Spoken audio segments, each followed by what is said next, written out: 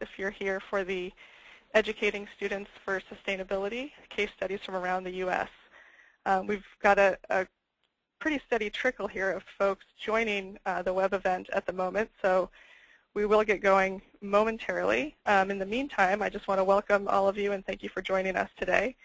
And although you can't see one another in this webinar venue, you should know that we had over 650 people registered for the event today. And as a group, you represent 44 states and countries including Australia, Austria, the Bahamas, Canada, Egypt, Mexico, Pakistan, Spain, the UK, and the United States. So quite an immense amount of interest in this topic, and we're excited to have you all here with us this afternoon and evening. So before we jump into introductions, move to the next page here. Before we do introductions, I just want to review a few housekeeping items and let you know how you can participate in today's webinar. So you should notice on your computer interface it's made up of two parts. You've got the viewer window on the left, so that's what's going to allow you to see everything that the presenters have up on their screen. And then the control panel is on your right. So within your control panel is how you'll be able to participate in today's event. So why don't you take a look at that. And you might notice there's an orange arrow tab in the control panel. By clicking that arrow, you can both open and close the control panel just to give yourself a different view or a bigger view of what's on your screen. And during the presentation itself, you have the ability to send questions to the webinar staff through that questions pane that's right there in the control panel. So you're simply going to type in a question, click send, and we will see those questions as they come in. We'll try to address them or send them to the appropriate panelists as we see them. But know that we'll also have a Q&A towards the end of the session where we can address some of the larger questions that come up over the course of the event. And as a reminder, today's webinar is being recorded and it will be available for viewing after the event on the U.S. Partnership website. My name is Kim Rocco-Bernier, and I'm the co-chair of the K-12 and teacher education sector of the U.S. Partnership. I'm also the outreach director at an organization called Facing the Future, and I'm going to be moderating the web conference today along with my colleague Jen Cirillo, and she'll introduce herself in a moment. In addition, I'm also joined by 4 other presenters and some students who will also be introducing a bit later. Let me tell you a little bit more about the U.S. Partnership. The K-12 and teacher education sector is very pleased to be hosting the webinar today.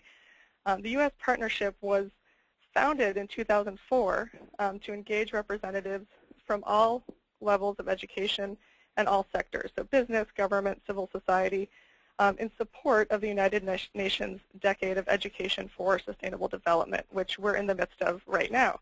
It's between 2005 and 2014. So all of the sector teams listed here on your screen act as partners to convene, catalyze, and communicate about education for sustainability across all sectors of American society. So the other hat I wear is that as the outreach director at Facing the Future. We're a national nonprofit organization, and our mission is to engage students in learning by making academics relevant to their lives. We do that by developing curriculum resources for K-12 in all subject areas that empower students to think critically, develop a global perspective, and participate in positive solutions for a sustainable future. All of the materials we develop are aligned with all 50 states' standards, and in fact we have a standards alignment tool on our website where you can find an individual standard from your state and match it with the resources that we've developed. So all of that is available at www.facingthefuture.org. In addition to lots of free curriculum resources, we also have a service learning project database and background issue content information on global issues and sustainability. Now I'm going to let Jen introduce herself as my co-moderator. Hi, everybody. I'm Jen Cirillo, and I'm the co-chair, as Kim said, with her, the K-12 and teacher education sector team. I'm also the director of professional development at Shelburne Farms, which is a nonprofit in Vermont. And I work also with a program called the Sustainable Schools Project. And we really focus with local schools and national schools on connecting people to the world around them using the lens of sustainability. And so we work with teachers on curriculum development, on developing deep community partnerships, on campus ecology and culture, and collaboration. We know how important it is for teachers to be able to work together and talk together within their own schools and then across the world. And so we love to bring teachers together to discuss the work that they're doing in schools, especially around sustainability and place-based education. And you'll be hearing a little bit about some of the work that we got to do in Burlington and in Vermont a little bit later, but we're really proud to work with the Burlington School District and the Sustainability Academy at Lawrence Barnes. And if you were on the webinar last year, you heard a little bit about the work that's happening in Burlington, and we're excited to share that with you again this year. Thanks, Jen. All right, to the next slide here. Okay, and most importantly, we'd also like to thank the co-sponsors that made today's event possible. I want to read through that list to show our appreciation for all of them. So we have the American Association of Colleges for Teacher Education, the Association for Career and Technical Education, the American Federation of Teachers, AFL-CIO, the American School Counselor Association, the National Association of State Directors of Career Technical Education, the National Science Teachers Association, the U.S. Partnership for Education for Sustainable Development, and finally, last but not least, our webinar platform here today is sponsored by the Center for Sustainability at Johnson County Community College, and specifically I want to thank Michael Ray, who's been our behind-the-scenes technical guru who has helped us with all the technical elements of today's webinar. So now we'd like to hear a little bit about you all out there in our audience. So I'm going to launch a poll. So hopefully on your screen you should see a poll, and if you could just select which you would best describe as your work setting. And I'll give a couple moments here for folks to respond. Okay, it looks like most people have responded. I'll give a couple more moments here before I close this out of the poll. Okay, a few last stragglers. All right, I'm going to go ahead and close it out. And I'll share with you the results. So we have a pretty good distribution. Primarily it looks like folks in the school setting, but also a good distribution between college, university, nonprofits, others, and some administrators as well. Okay. So again, thank you all for joining us today. It's exciting to have such a broad wealth of expertise on the line with us. So where we hope to go today, we'll start with a little background on the sort of terms and context. What is education for sustainability? And then generally, what are some of the trends around the United States in this field? And then, most importantly, we'll get to the juicy stuff, which is what are teachers and students around the country doing to educate for sustainability in their classrooms? So you'll hear from these four presenters, and you can see there they represent a wealth of both grades and subject areas.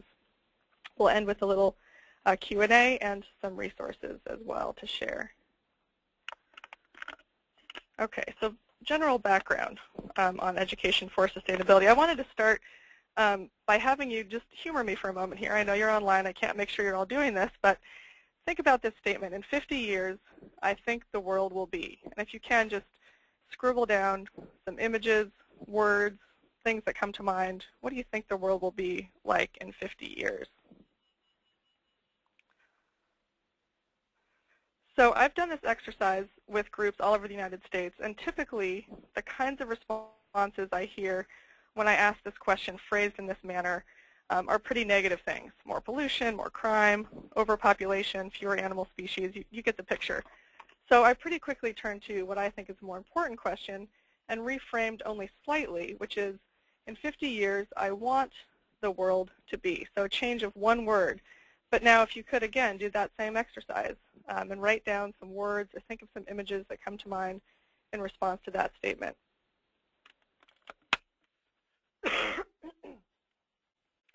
So again, hopefully you might have noticed a slight change in your responses. And again, when I've done this with audiences around the country, I do tend to hear quite a different response to this statement. Things like a world where everybody has enough to eat every day, where local communities are thriving, where cities are walkable, there's clean air, and every child has access to education. And at its best, education for sustainability really is about empowering youth to have a stake in their future and help create the kind of place where they want to live. And ultimately, that starts with having a vision. So we need to help students have that vision of what it is that they want their world to look like. This is actually from an exercise in a Facing the Future lesson, and is a great example of what teaching through the lens of sustainability can enable you to do with your students. So let's make sure we're on the same page and just go through some basic definitions. In 1987, in a report called Our Common Future, sustainable development was defined as meeting the needs of the present without limiting the ability of future generations to meet their needs. So this is often cited as sort of the most kind of binding definition of sustainable development. We also hear about the three legs of the sustainability stool when we're getting more in depth to think about what is sustainability. So as you can see here, this Venn diagram is illustrating the three legs of that stool: the environment, the economy, and society. This is also sometimes referred to in business as the triple bottom line. So the goal of sustainability is really to keep our environmental house in order while maintaining a healthy economy and the kind of society that supports individual well-being. And by balancing these areas, we build the foundation for truly sustainable local and global communities. And this is really about a balancing act. So we're constantly evaluating these three spheres of sustainability to try to mitigate positive and negative impacts on these three areas and hopefully find that sweet spot in the middle. So how does this translate to education? This is a definition I like that sort of translates some of what we just saw about sustainability into K-12 learning. So it's the content, the learning methods, and outcomes that help students develop a knowledge base about the environment, the economy, and the society, so the three legs of that stool. And it helps students to learn the skills, perspectives, and values that guide and motivate them to seek sustainable livelihoods, participate in a democratic society, and live in a sustainable manner. If you're interested in more background on the what is of sustainability, there's a white paper on the uspartnership.org website that goes into more depth on what sustainability education is. Another handy tool is the National Education for Sustainability K-12 Student Learning Standards. These were developed over the course of about a year or two and included input from K-12 educators all over the country, and were recently also endorsed by the National Council for the Social Studies. They define what K-12 students should know and be able to do to be sustainability literate. And as you can see here, there's sort of three larger overarching standards, and then it's broken down into 7 components of what sustainability is comprised of, and then further broken down into grade band concepts, as you can see here. And I know there's a lot of information on this slide. It's here more to hopefully draw you to the U.S. Partnership website where you can download the entire set of standards. What's exciting about these standards is that they're really, the idea behind them was to be a guiding document to help develop standards at the state level or at the school or district level that might embed sustainability into core content standards, and that is in fact already happening. In Washington State and Maryland, these standards were used at the state level to help articulate those state standards. So that's what it is, but why are we doing it? Why do we hear from that educators are doing this kind of work around the country? These are kind of the big categories that we're hearing. They build essential skills for the world we live in today, things like critical and creative thinking, systems thinking, collaboration, and communication. It's also real-world content. So kids are more engaged when they're learning core subjects using an authentic context for learning. One example of this is Facing the Future recently came out with a real-world math book to teach algebra and geometry through the lens of sustainability. So instead of just doing algebra and geometry, students are now solving algebraic equations to determine how nutrition affects well-being, or to work with fractions and percents to analyze individual and national financial choices. So this kind of work is engaging to students, and therefore it increases achievement as well. And finally, it also is a vehicle to connect students to their community and really empower them to be change agents and to create the kind of world that they want to live in. So now I'd like to do a quick overview of what Education for Sustainability looks like around the U.S. today. And in the interest of time, because I really want to get to our panelists, these next couple I'm going to go through fairly quickly, and they're also pretty text-heavy, but I hope that you'll be able to refer back to them and use the websites that are listed on these slides to learn more about what's going on. We're really in kind of a unique time in education history, because we have an administration that's looking for different models and ways of teaching and learning, and they're actually paying attention to sustainability. This is a quote from Arne Duncan just a couple months ago at a Sustainability Education Summit that was held by the U.S. State Department of Education. So exciting to know that at least this is getting some airtime. There's a lot of movement in the higher ed field, and again, I'll leave this with you to go explore some of these websites. But generally speaking, there have been 4 kind of large national organizations or networks that are really starting to shift the norms of higher ed to include sustainability at all levels. In the colleges of teacher education, a recent win was getting a Education for Sustainability Special Studies group started through the American Association for Colleges of Teacher Education, and listed there are the contacts for that work if you'd like to follow up with that. There's a few things going on at the state level across the country, and I've listed Washington State here as kind of a model of some of the exciting things that are occurring. In Washington State, there's now a standard for teacher preparation around sustainability. There's a set of environmental and sustainability education standards that tie to core content area. And there's also a career and tech ed course that was developed around sustainability is now being taught around the state. The OSPI website there is listed at the bottom for more information on these endeavors. There's also a lot of exciting things going on with the national K-12 associations, many of whom are co-sponsors of today's webinar. And again, we've listed a number of the sort of highlighted groups here that are doing some things to push the movement of educating for sustainability with their membership. There's also a youth group within the U.S. partnership that's working directly to engage youth as learners, doers, and leaders in community sustainability. The main contact for that work is Doug Cohen, and his email is listed there, and I hope you'll connect with him to learn more about what's going on in that sector. So we're seeing education for sustainability cropping up in all 50 states, across K-12, and in all subject areas, and at all different levels in the K-12 structure, from classrooms to departments to schools and up through the state level. And there's many different ways that it looks, whether it's taught as its own subject or as context to teach core subjects, or separately as sustainability projects, culminating projects, or service learning, or at some levels the school or district that's taking on sustainability as a context for learning. At this point, I'm going to pass it over to Jen to introduce our panelists.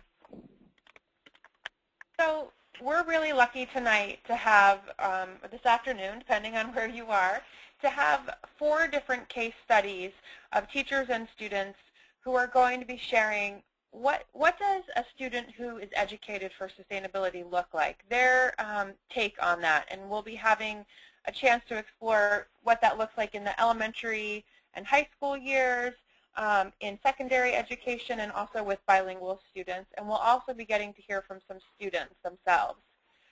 What strategies work in classrooms? What are they doing that really supports this kind of learning? And what are the administration teams and the community doing to provide support for this kind of learning? We'll also hear from them about challenges and how they're overcoming challenges in educating for sustainability. And then they'll share with us some of their favorite resources that they use to support this work.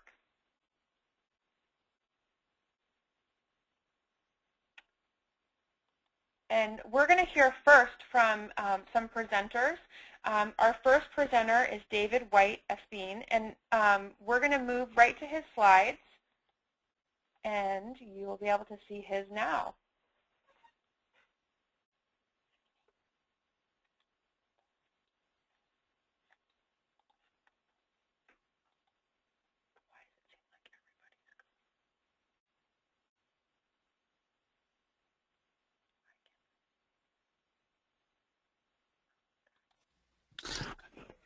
Okay, hi.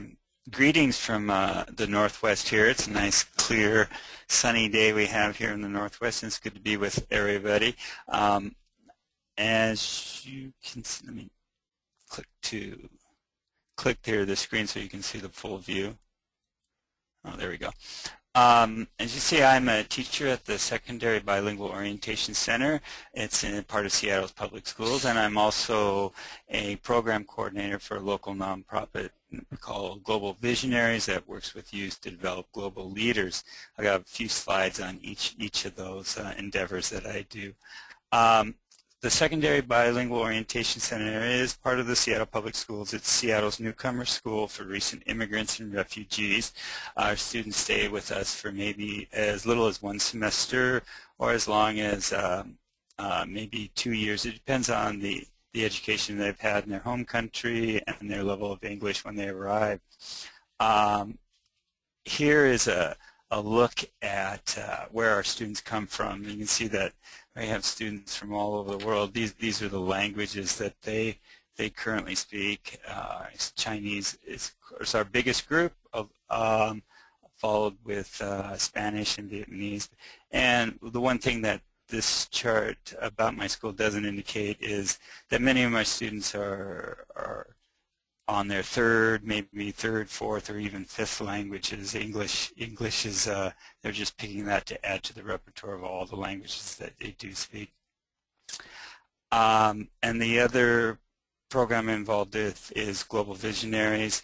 This is a local nonprofit based in Seattle that works in after-school programs that work with youth to develop leaders, and these youth then study global issues and environmental stewardship and the after-school programs, and then some of them travel down to Guatemala, meet with their counterparts, Guatemalan students who are doing the same thing in their schools, studying about the same issues, and then they work together in Guatemala to either build a school or work in the coffee fields or work in a hospital.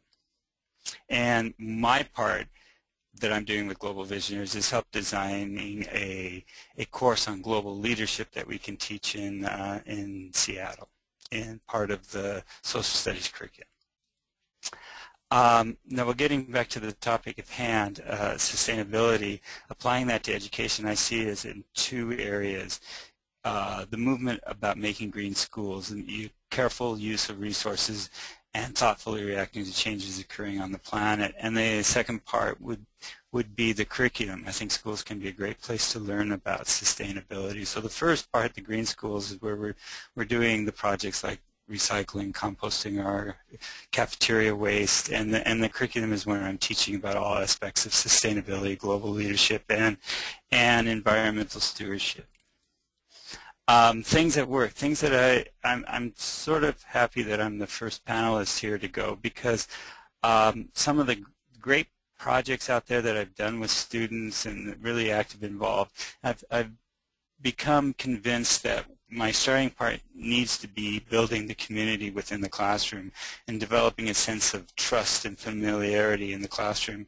When the students have this, they also learn to be accountable, not just to themselves and their own learning, but to other students' educational experience. And so if we're all in it together working for a common goal, it's really something that we all have to understand.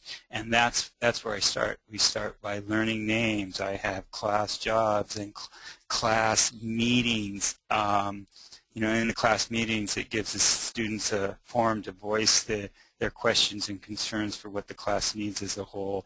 And it's me and the students coming together to discuss changes in the curriculum.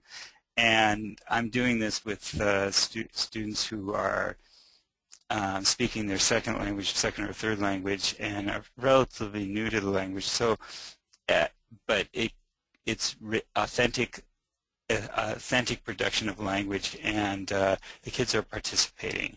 So the class meetings where students are involved in decision-making about problems and controversies of school life and setting class policy and governing the group. So I require participation, and when I present this to a live audience, I always ask the teachers in the room to imagine the times or think of the times when the students were learning from other students, and what did that look like. And my students have to learn that their job in that classroom is to make sure that everybody gets it.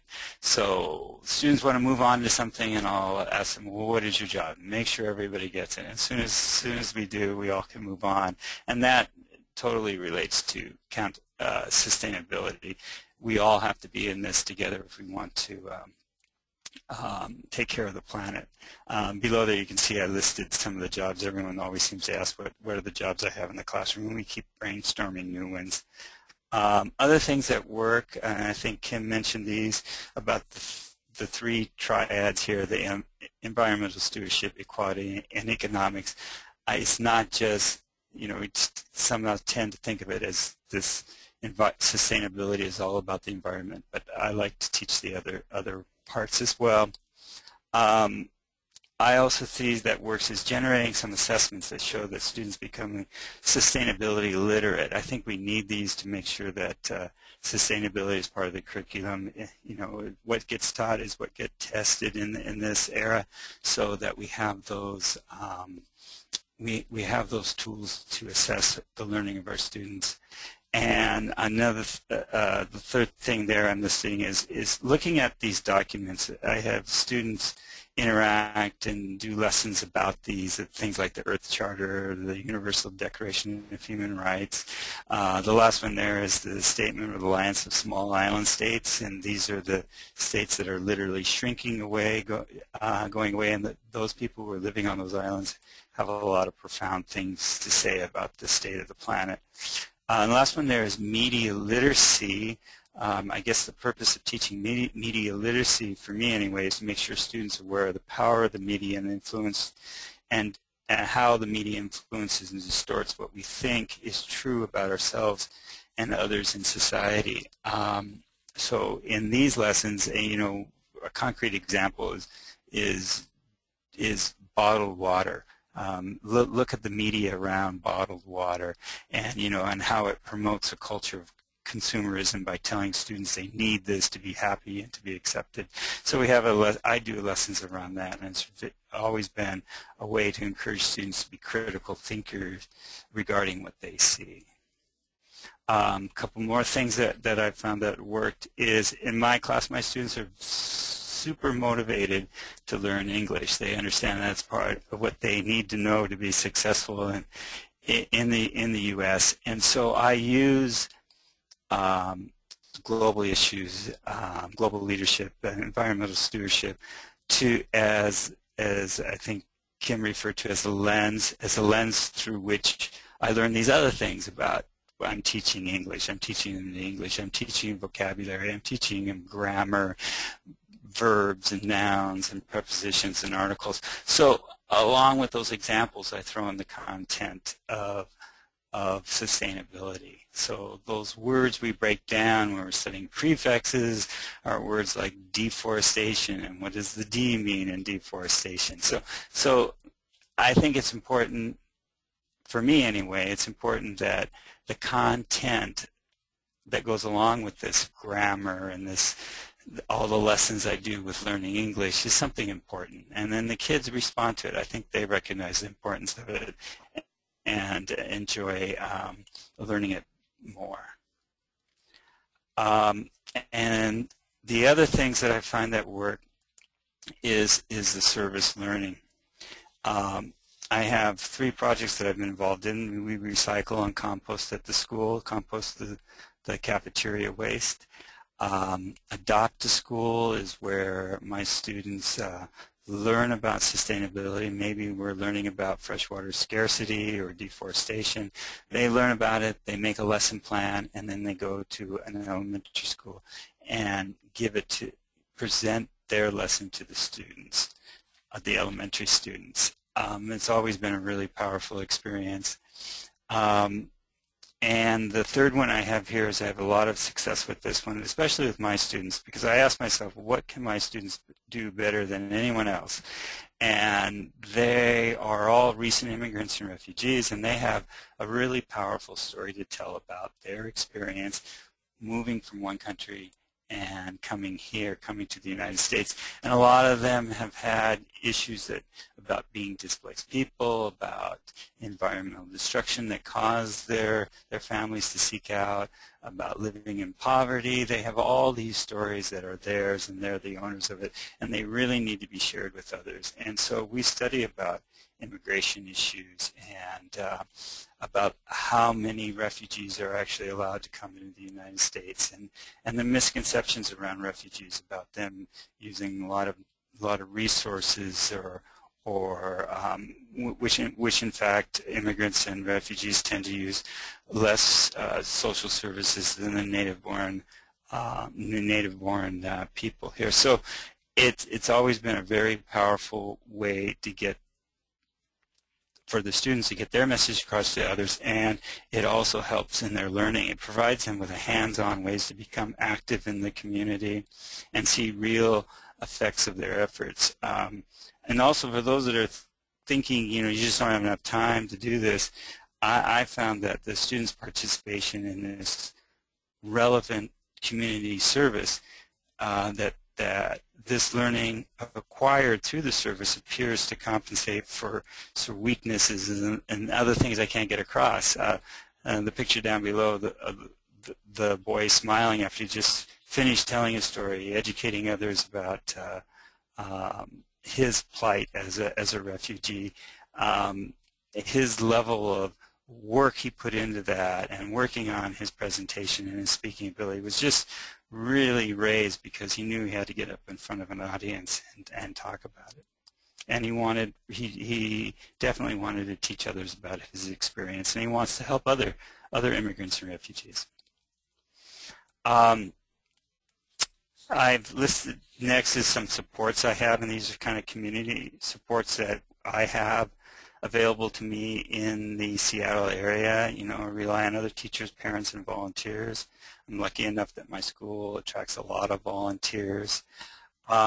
My district has a district resource conservation specialist. If you don't have one in your district, you should get one. And they're starting to get more into the curriculum side about it, but it's about facilities. It's about being using resources well. It's about what to do with our waste and reducing that. And then there's a whole program where we get money back if we can save money on our utilities.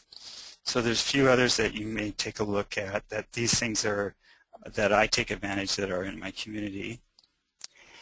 And we were asked to list challenges, and these are the ones I think I have. First of all is teaching the aesthetics, the creativity part of this, and I've been able to form some partnerships with some other groups.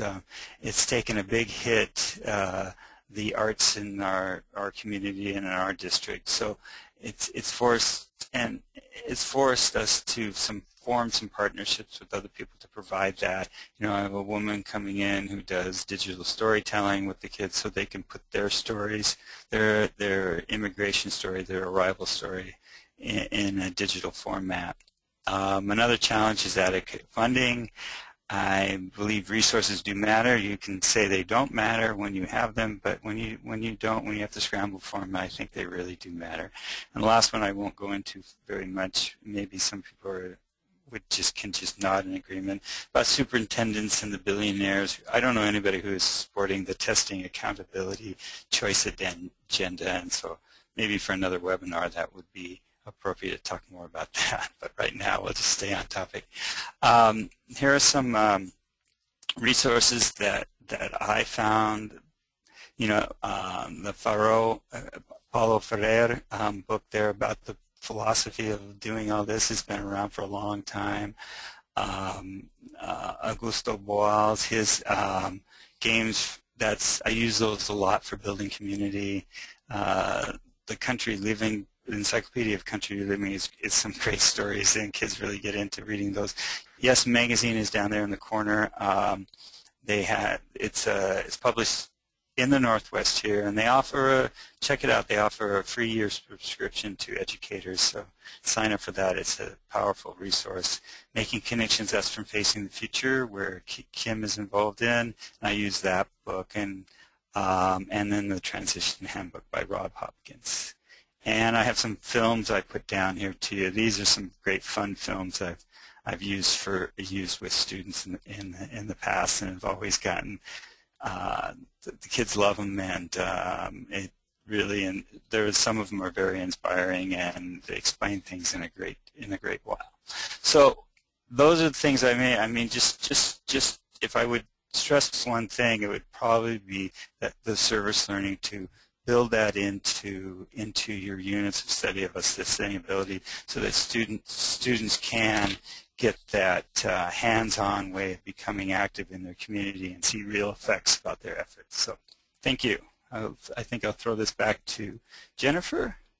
Yeah, thank you so much, David. That was wonderful. And I'm going to make Ann Mastropolo, who's our next presenter, with Patty Bresman. They're both in New York, and they'll be talking a little bit with us, with their students, with the Children's Environmental Literacy Foundation, and with the Yonkers schools called Riverside High School.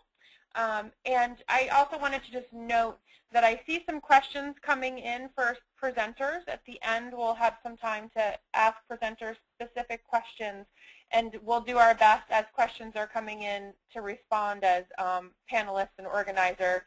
So thanks for your patience on that, and we can start now with Patty. Thank you, Patty.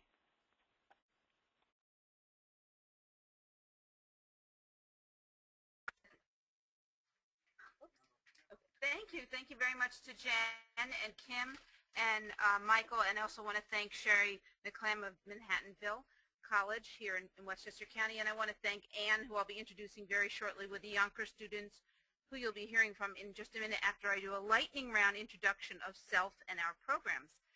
SELF is a national nonprofit organization, educational organization based in Westchester County.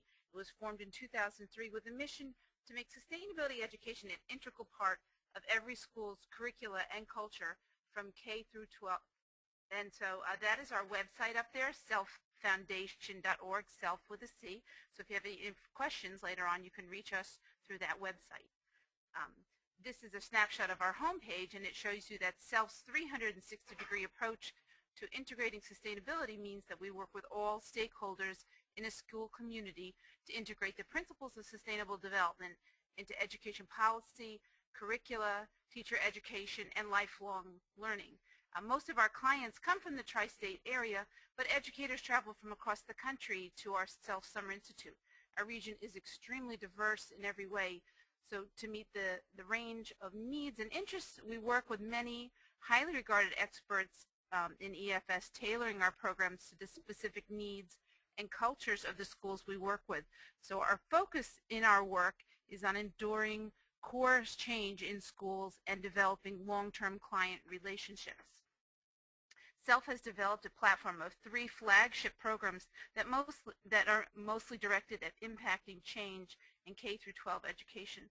The first is a collection of professional development programs, as well as our Summer Institute in New York and in Boston. Since 2005, the Summer Institute has reached over 60 school districts nationwide and over 1,000 teachers and administrators, and impacted over 120,000 students. We partner with teachers colleges, Manhattanville in New York and Simmons College in Boston, to enable participants in the program to earn graduate credits and professional development points.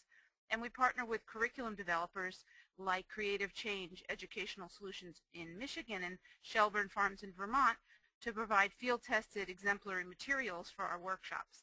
The second program you see there is our SELF Students for a Sustainable Future, which engages businesses, nonprofit organizations, and government agencies to share the most cutting-edge designs and processes across various fields to educate and inspire middle and high school students about what's going on in the real world. And we've reached over 150 schools, over 500 teachers, and more than 4,000 students and 1,500 community members have participated in this program in the last 5 years. And finally, you see our school ecological footprint program, which is a full-day educational exploration geared towards 4th through 8th grade students and their teachers. In this program, the program explores and quantifies how the Earth's resources are used to support a local school, as well as schools in different countries, and actions the school can take to reduce their impact and their actual ecological footprint. Through interactive assemblies, as well as hands-on exploration of the school, the students are introduced to the concept of an ecological footprint. So one of the schools that we've had the pleasure of working with and developing a long-term relationship is the Yonkers Public School. This is a short timeline of our work together, which began in 2007 with our joint work on the Westchester Climate Change Task Force, which our director, Katie Ginsberg, had the pleasure to chair the ed sector. Yonkers, after the task force, committed 18 K-12 teachers to our Summer Institute in 2009 to develop EFS curriculum.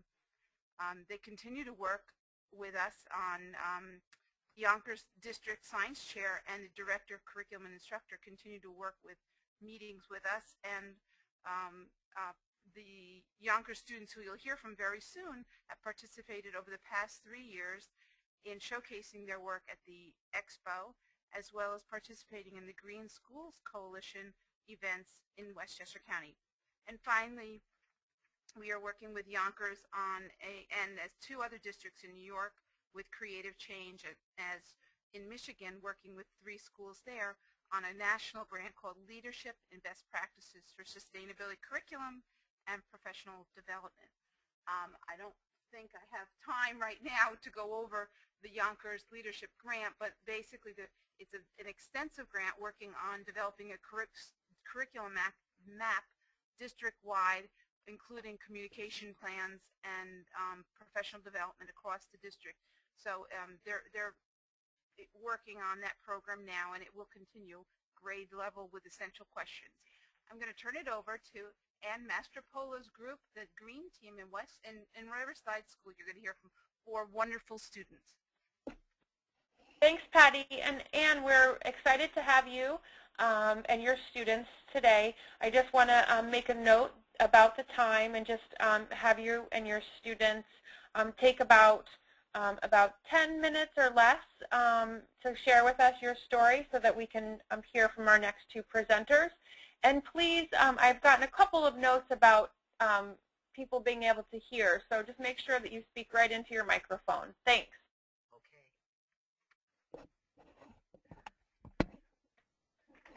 Good evening. We are the Riverside Green Team. Our members are Andrew McFadden, Brianna Volaire, Khadija Spence, Chelsea Matthews, Sierra Bengari, Adana Gibson, Jason Cheru, and Roger Osario. Hello, I'm Chelsea. Yonkers Public Schools is the 4th largest school district in New York State. We're a vibrant learning community of 25,000 students from 109 cultures, backgrounds, and nationalities in grades pre-K through 12 are challenged by a rigorous core curriculum and innovative programs in 39 schools throughout the city. 73% of the students are eligible to receive free or reduced price lunch, 16% are English language learners, and 16% of students receive special education services. As part of this inner city school district, located on the majestic Hudson River, Riverside High School has been heavily affected by the budget crisis that is plaguing the entire nation. Economy notwithstanding, Riverside's devotion to environmentalism overcomes these financial problems. Despite these financial issues, being green does not depend on one's class, nationality, or income level. Environmental awareness is universal. Our school's vision of what a student educated for sustainability looks like is someone who is concerned. The school's mission is to educate students to be aware of their surroundings by exposing them to organizations such as Habitat for Humanity, Groundwork Hudson Valley, and the BZAC Environmental Center, to name a few. The exposure and hands-on learning opportunities these organizations offer our students is invaluable to creating an environmentally aware and sustainably literate community. Hello, my name is Ciara. There are many ways that Riverside spreads the message of sustainability. In addition to a state-of-the-art convenient recycling program, our school newspaper, The Read, is distributed in e-letter format. These measures have decreased Riverside's carbon footprint considerably. Our staff and students are mindful of power consumption by shutting off all computers, printers, and projectors at the end of the day. Vine cutting of invasive species with groundwork Hudson Valley is also an important of how Riverside students help to sustain the future. Environmental courses are also taught at Riverside. Our convenient location on the Hudson River makes hands-on activities possible.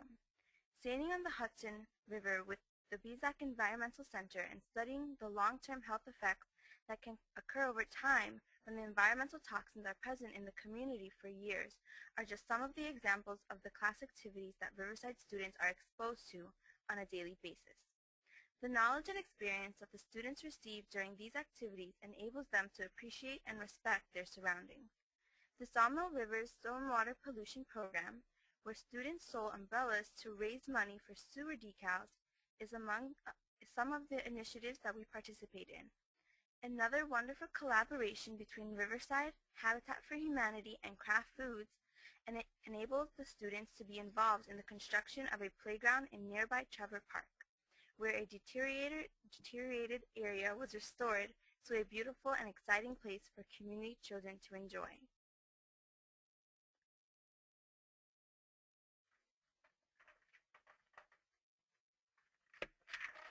Good evening. My name is Khadijah. The school's administration and custodial staff fully support and enforce these green initiatives. They do so by supplying the necessary receptacles for commingles, cans and bottles, paper and trash. In addition, the custodians work hand in hand with the City of Yonkers Sanitation Department to dispose of these items in the proper fashion. Several trips to the Westchester County Recycling Center on the New York State Thruway made it possible for Riverside students to witness firsthand the process that the school's garbage actually follows. Even though the proper receptacles are provided, the program would not be as successful as it is without the team effort of students, administrative staff, and custodians. When beginning any new initiative, there are numerous challenges. Educating the entire school community is in itself a challenge.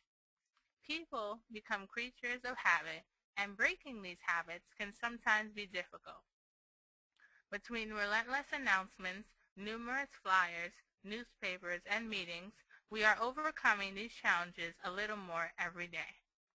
Several students and teachers belong to organizations all over the City of Yonkers, including the Yonkers Green Policy Task Force and the Yonkers Land Conservancy Committee.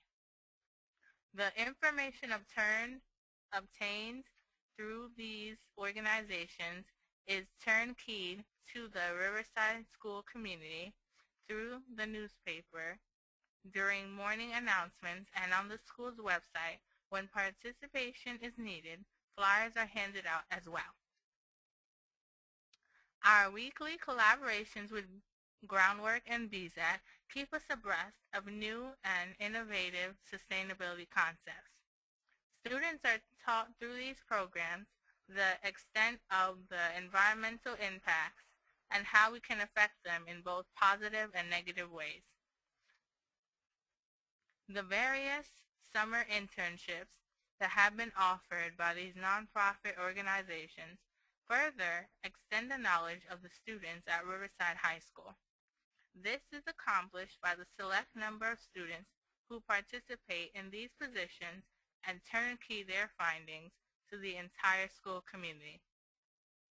As volunteers, students are then exposed to a plethora of information and initiatives that a classroom setting would not be able to offer.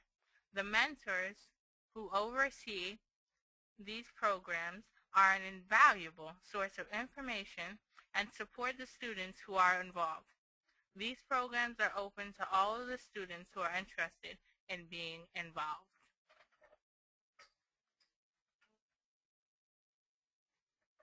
Good evening. My name is Brianna. One English teacher in the school actually redesigned her curriculum to immerse students in the sustainability theme, proving that the concept can be taught through any subject. Many students in our CAD design classes have actually created 3D computer images depicting what a sustainable Yonkers downtown waterfront should look like. These designs were shared with the City of Yonkers and will hopefully make an impact on the final plans that the city is making for its waterfront. Riverside students continue to realize the importance of sharing and modeling their efforts. We have been contacted by many of the other schools throughout the district asking us to share our ideas on recycling and sustainability.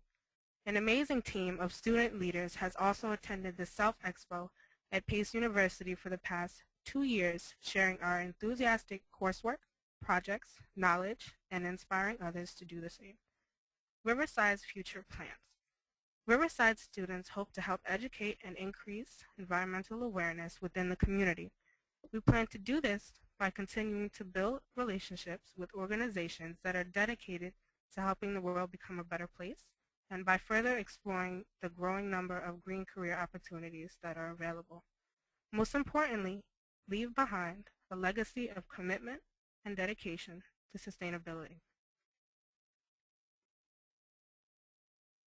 Thank you. We're going to turn it back to you. Thank you all so much. That was really wonderful. So I'm going to be passing it over to Colleen Cowell. And Colleen is going to be sharing with us her story of education for sustainability that she's been doing here in Vermont. So I'm going to let Colleen start. And what you'll notice is we're in the same room, so it will show that she's speaking, but it's or that it's me speaking, Jen, but it will actually be Colleen. So I'm turning it over to Colleen. Thank you. Hi, everyone. I'm Colleen Cowell, and I don't think anybody will have problems hearing my voice because I've never had that problem in my life. So you can ask any of my students. I'm a third grade teacher at Champlain Elementary School in Burlington, Vermont, and I actually wear 2 hats because I'm also the district science coach. I started that position 2 years ago. So our classroom is set up, my team teacher and myself, we set up our classroom through actually the lens of science. Everything, all our curriculum planning is developed around science. And then on top of that, because I had started working with education for sustainability 10 years ago, I always try to use the lens of sustainability for when I plan my units, because I feel it's very important for the kids to be involved with their community and their environment. So coming up,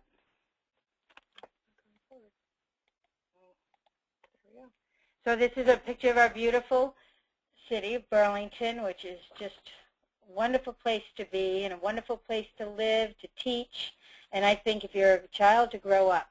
We're surrounded by beautiful Lake Champlain. And this is my school, Champlain Elementary School. It's kindergarten through 5th grade. We're one of 6 elementary schools in the district. And I'm also proud to say that one of our elementary schools in the North End is also one of the first, is the first elementary magnet school for sustainability.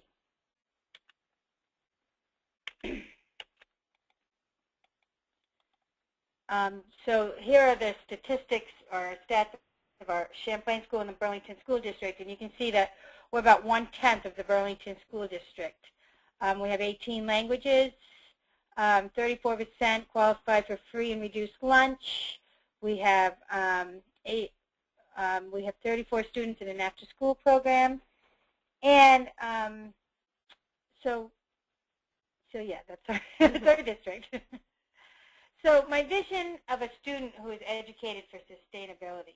First of all, I think we're very lucky, Vermont, because we're one of the first. We are the first state to adapt the sustainability standards. So when I think about what I want my kids to think about, and when it comes to sustainability, is I want them to really care about the people in their community and care about the people around them. I want them to know that when they're making a decision, they're not making a decision just for themselves, but they're making a decision that affects people in the present, people in the past, and people in the future. I feel if we empower our students, then we can empower them as adults. Because even though they're 8, 9, and 10 years old, I want them to know that they have a voice and that their voice is very important in our community and that they can start making a difference now. So we work to improve their quality of life for the future generation. So the vision of a student who is educating for sustainability, they know that their decisions will have an impact on other people. They connect to their place. They understand how relationships between the humans and the physical environment lead to the formation of places and to a sense of personal and community identity. They really take a look at the past and see how it shaped our present and what we can do to shape the future. What I'm doing in my classroom, every year my team, we sit there and we meet and we decide, okay, what big theme for sustainability that we can use that's really going to impact our community, impact our school, and impact our students. So we really try to use authentic learning and real connections to the environment and community. We feel that the students are the stewards of our community and are involved in service learning. We create units that are relevant and keep students interested in the real world. So some of the projects that I have done in the past few years, one is Healthy Kids, Healthy Neighborhoods. The purpose of this unit is to engage our students in community planning and encouraging them to draw connections between the design and condition of their communities and the impacts of on their health. Kids form a quality of life index, and we look at what that quality of life index is, and we think about what can we do to improve our quality of life for now and for the future. And some of the features that we've looked at in our neighborhoods were affordable housing, affordable health care, safe communities, using less energy, having green spaces, and most importantly, you know, helping all members of our community and making healthy choices. Another project that is very close to my heart is the Burlington Then and Now project. And this project actually won the Governor's Heritage Award. Its students did a multimedia project looking into the past to see how it shaped the present and could make a difference for the future. They looked at their neighborhoods and they went and we found pictures of our neighborhoods from 30, 40, and 50 years ago. And then we went to those places now and took pictures and talked about how they've changed. And the kids not only wrote about the changes, but we also interviewed people that had lived in our community 40, 50 years ago. And they also, that was very interesting for our kids. So they did a write-up on the project about how things have changed. Have they changed for the better? Is there something that we used to do in the past that maybe we want to do again in the present or in the future? Have we made a difference? And what can we do to make a difference for our future generations? Another project that we're doing is we're integrating all disciplines through the lens of sustainability and science. So focus on inquiry in our school community garden with an essential question is how has gardening in Vermont changed our neighborhoods over time? And we're also using this through the science notebooking. We're capturing the big ideas. Why is gardening important? Why, 100 years ago, did everybody grow their own food? Why haven't we in the past 30 years, and why are we starting to garden again? And what is the importance of having local gardens, neighborhood gardens, and local food? These are some of our, these are some of our kids, and we've been visiting all the different gardens in our neighborhood, which are a lot of gardens. We're very lucky now that our colleges, one of our colleges, St. Michael's, has a big community of gardens, all different types of gardenings and why people garden. And it's just a nice project because they're also educating future teachers on planning and using the lens of sustainability. Some more of our gardening. our school administration and community support. We're very lucky, I feel, in Burlington because we live in a city that wants to make it better for our future generations. They want everybody to be safe, happy. And so when I started this project 10 years ago, we were very lucky to have a principal who believes in the concept of sustainability. And now, as you can see, because we have a magnet school in sustainability, we also, our administration believes in sustainability. We've made partnerships with Shelburne Farms for the Sustainable School Project. I worked closely with them, our school worked closely with them for 2 years, and then we were able to sustain the project on our own. But since then, they have been in our district for another 10 years, and we're always working with Sustainable Schools Project because they always have so much information to share. A big thing that we have is community and parent support. Our parents love the lens of sustainability. They are so dedicated to improving where they live and to encourage the people in their community. So they've also put some practices in our school and worked with teachers. A couple of the things we've done, we've started recycling and composting in our cafeteria. We've also are working with local farmers and putting their food in on our hot lunch program. So we're really trying to improve our hot lunch program by using the local foods also. Challenges. When I was asked this question, I'm thinking, I really didn't have any challenges when I started this. What I had was a lot of interest from parents, a lot of interest from teachers, and a lot of interest from the different community members that we've worked with. The one challenge that I can tell you, since I've been teaching for 25 years, and when I started working with Education for Sustainability 10 years ago, I've worked harder than I've ever worked. And not because I've had anything added, it's because I enjoy what I'm doing and because I get to see the results in our students and our community. And to me, it's worth the effort because every time we do something that involves the community students, they always want to do more. And to me, that's always worth it. And time, there's never enough time. There's never enough time in the school day, never enough time in the school year. Some of my favorite resources that I've used, of course, the Healthy Neighborhoods, Healthy Kids Guide, which was written by Shelburne Farms and Sustainable School Project. I have that at my side at all times. Teaching Green, the elementary years, the Guide to Social Action, A Sense of Place, Place-Based Education, and Smart by Nature. I've also used many different we're using Michael Clenchey with Using Science Notebooks in Our Classroom. We're using Betsy Fulweiler with Writing in Science. And all of these have been great. So working with the Sustainable Schools Project has probably been the best thing I've done for my teaching and for my kids.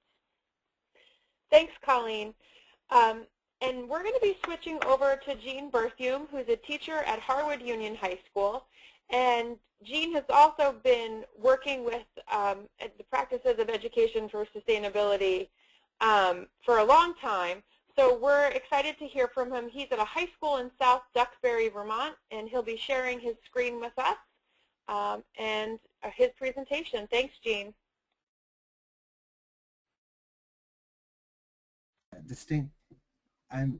Hello, everybody. I'm really honored to be part of this distinguished panel and joining David, Colleen, and the Riverside students. I'm psyched to be included in this and going to try to tailor my presentation to add a little value to the conversation. So I've been teaching for about 15 years, and I teach a course that is fairly unique. I think it's getting some attention across the country, but it's a civics course. Typically, sustainability education has fallen in the realm of science teachers, and it seems like the most natural fit. But I'm going to try to make this compelling argument that creating sustainable communities is about civics education for the 21st century. I may always make this argument that we should all be civics teachers, and the ultimate goal is citizenship, and I think sustainability is a wonderful concept to use for that. Whether we like to admit it or not, as the privileged citizens many of us are, we choose how we live our lives and how our on and offline social communities are built. CSC considers the systemic premise of sustainability. All things are interconnected systems. All decisions affect other decisions. Whether you like it or not, today we actually, the actions of today affect the lives of people that will come generations from now. So creating sustainable communities teaches students how to take civic action in democratic society in order to create more sustainable communities. The concept of sustainability lends us the opportunity to question the realities of this world so that we can find entry points for participation in the democratic process. Elements of this, yes. Hi, Jean, it's Jen. I'm just going to interrupt you and let you know we're not. I don't know if everyone is seeing your slides move forward. Okay, and I haven't moved them forward yet. So here I am. So this is me, and a little bit of background for me. And I'm proud to have been teaching this course, CSC, for about 10 years at Harvard Union Middle and High School, which is actually nestled in the heart of the Green Mountains here in Vermont. And a little bit about our demographics is we have 700 students, 7 through 12.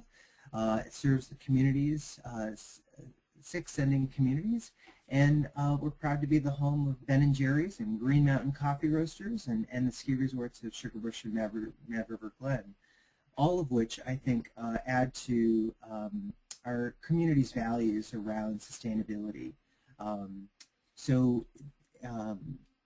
I'm going to adjust my microphone here and move on to the next slide. Again, as I think it was said many times, the 3 spheres of sustainability, I see them as environmental, economic, and social justice. Justice being where we actually are at in terms of civic action. The foundations of this course center around the student's orientation to place, defining sustainability, and blind conformity to society. We know that blind conformity sets some challenges, and so I'll explain that a little bit more in the next slides. So the first thing that I do is we're very lucky here in Vermont to have the Vermont Standards and GE support us with giving us the language and under civic and social responsibility, the importance of understanding place.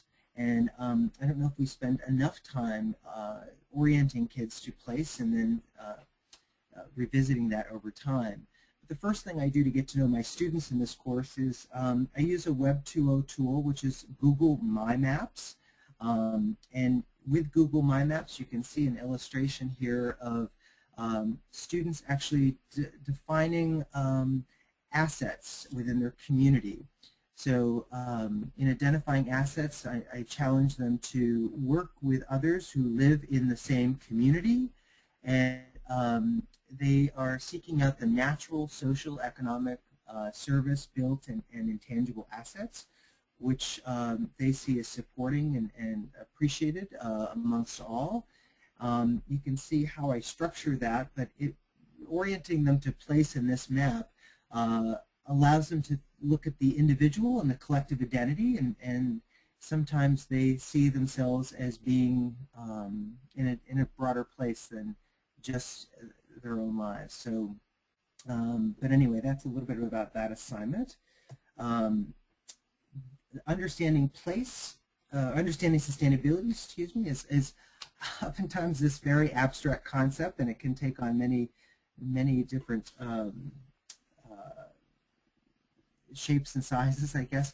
And the one thing I do that I have worked with the Vermont Folklife Center is to think about this, embracing the concept of sustainability by looking at ethnographic studies. So really positioning kids within their community to interview someone and to record that interview, someone they think that gives them some insight into what sustainability means, what it looks like in their lives, how it's practiced, just some examples just to make it a little less abstract. And so you can see that these are 4 pictures of students that actually took their audio of different places. One is a Grow Compost, which is a compost facility in Moortown.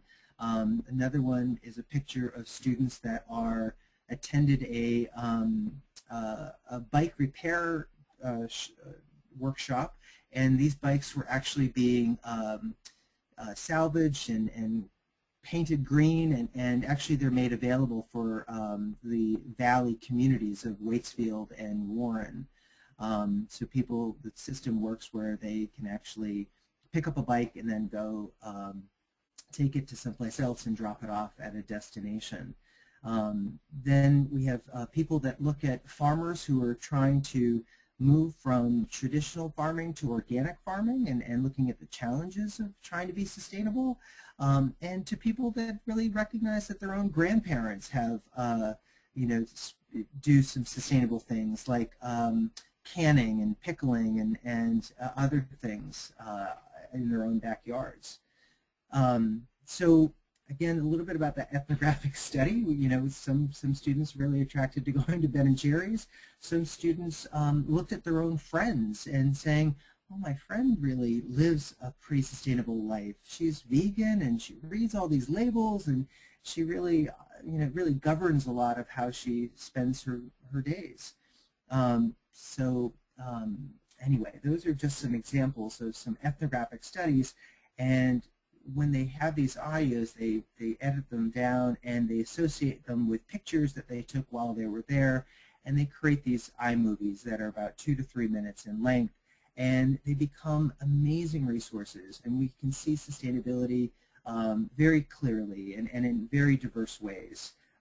And students are in control of sharing and being in command of the subject at that point. When we talk about blind conformity society, so the 3 things that are foundational is that orientation to place, the concept of sustainability, and blind conformity society. I use Plato's allegory of the cave, and Plato's allegory of the cave really helps students think about how, in what ways we actually conform to society, whether we are trying to be sustainable or the challenges to be very unsustainable, and different places and different contexts present different challenges. So school and home and being on the road are certainly things that we talk about in light of this. So in the beginning of that foundational piece, their final assessment is to do a self-reflection. They have to reflect on their own blind conformity and sustainability. So they're to think about and reflect on how they have adjusted their lifestyle in some ways so that they could be more sustainable, or how they've become more unsustainable. And what are the variables that are at play to influence that?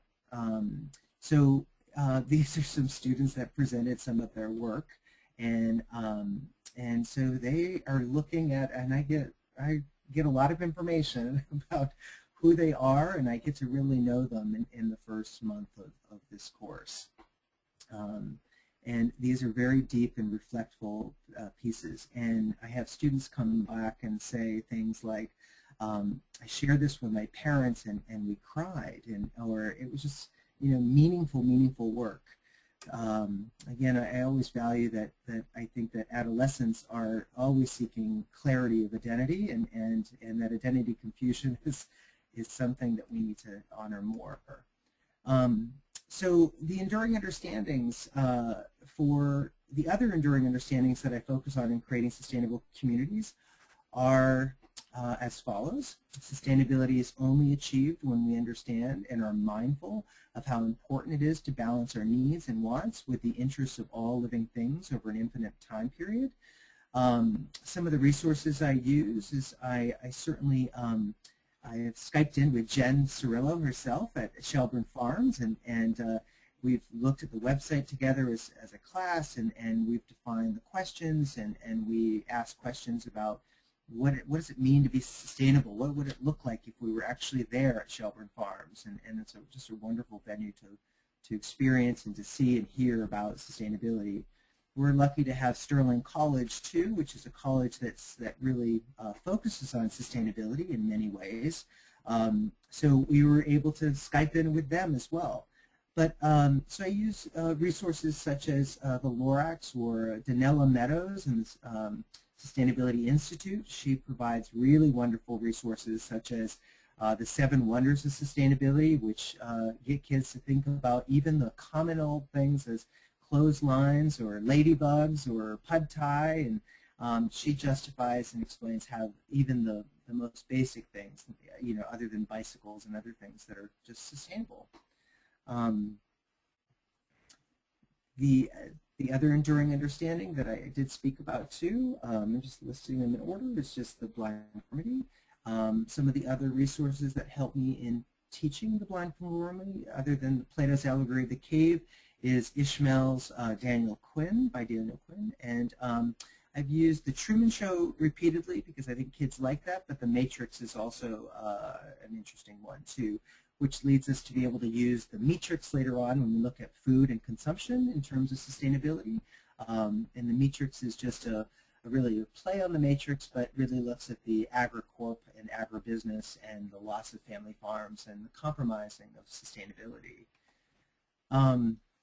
Currently, my students are right now looking at economic decisions and choices we make, and how they can be a powerful force within our democracy, and if applied correctly, can resolve issues, concerns, and problems threatening our community's sustainability.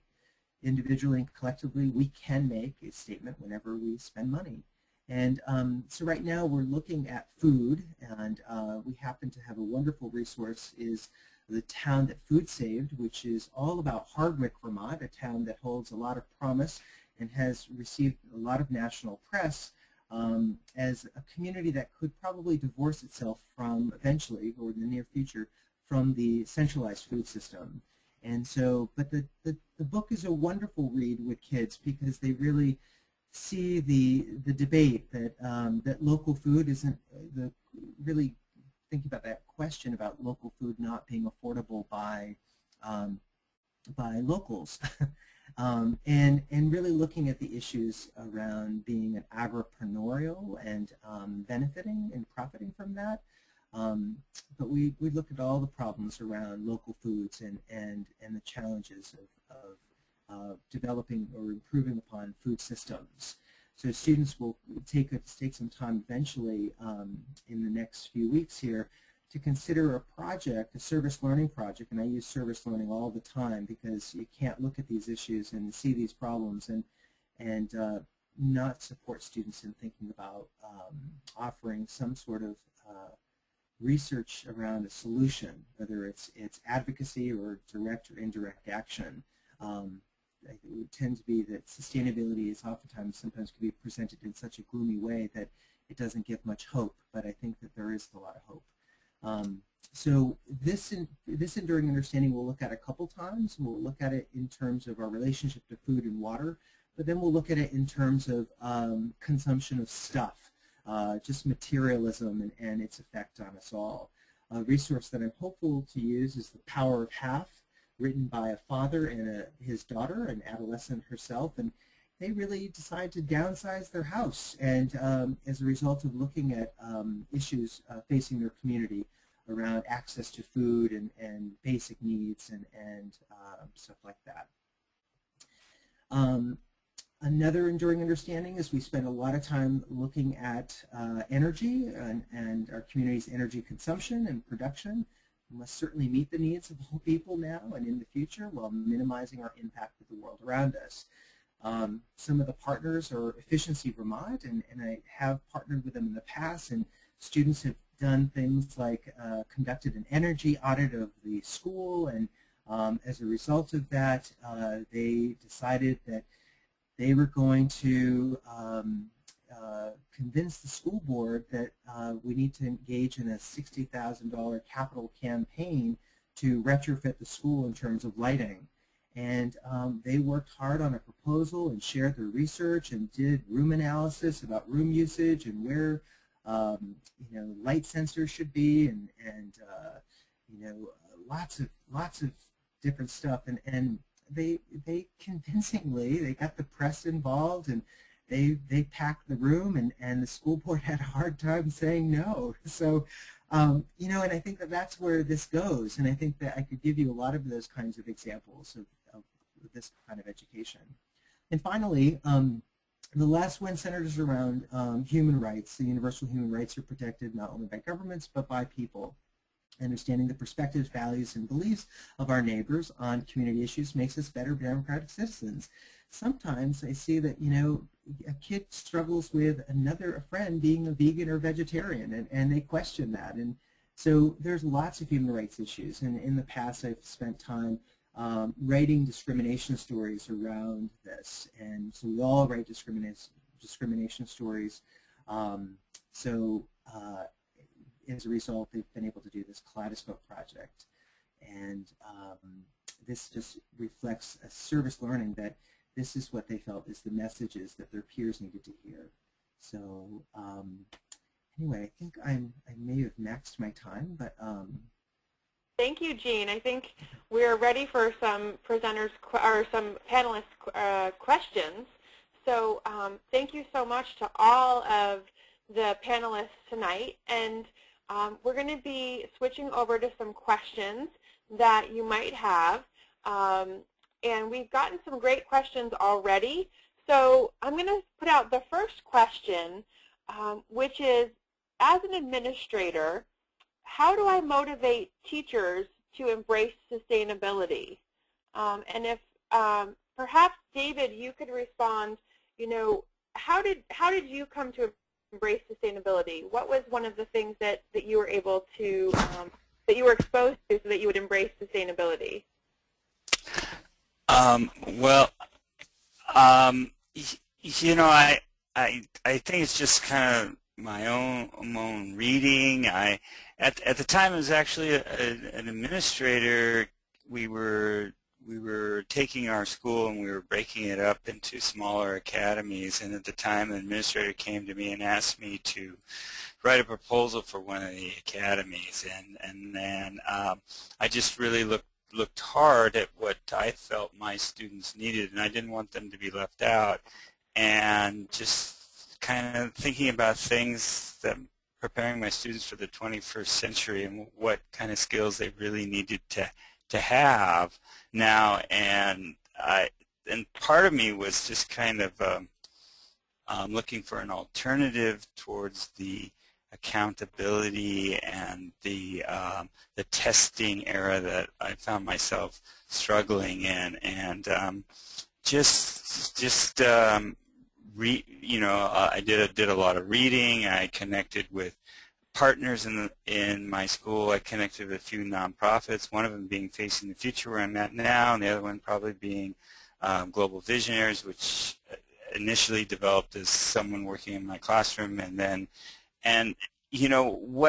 what really happened to me, I think, and if I was an administrator and I wanted my teachers to adopt this, is I would expose them to as many different people as I could possibly bring in these people who are working in the field of sustainability and global issues. And for one thing we did, and it really opened my eyes a lot, we had a whole week of this, and I brought a whole week and bring in students. Students were the audience, and these presenters came in from different NGOs to talk about what they were doing and what they saw the needs for their students. And so there was just, I guess I'm lucky here being in Seattle, because we have a lot of organizations that are there to help work with students around these issues, and so I think that more than anything kind of opened my eyes to it. And if I was an administrator, I'd expose my teachers as many, use your time as your staff meetings as time to bring somebody in who's working on these issues and feel passionate about it, and they can partner, because it's always hard to add, but it's all add to your curriculum, but it's really nice when you have someone else who's going to step up and work with you, and for me, that made all the difference in the world. Thanks, David. We have another question about, the struggle always seems to be converting others. There's a lot of teachers and probably many teachers that are presenting tonight were already probably personally motivated. And so I think one of the questions was, how do we get others involved? Is there a way, beyond the personal motivation, is there a way to motivate people to join in and to join this movement? And Kim, I was thinking that maybe you could share a little bit about how you've seen working with some of the bigger school districts, how you've seen getting those teachers involved that maybe aren't necessarily originally exposed to EFS. Yeah, sure. This is Kim, and I think in the work that we've done at Facing the Future, and we've worked with schools and districts all over the country, some of whom are totally on board with sustainability, and some whom this is a very new concept and probably aren't even using the word sustainability, have found us maybe because they were exposed to a lesson that was really engaging for their students, for example. So that's the hook for them. It's like, okay, this is something I can do, and this is going to get my students excited about learning, excited about coming to school. It's going to get them out of their seats, and it's something that's relevant. So I think sometimes language can be very important, and how we talk about this work.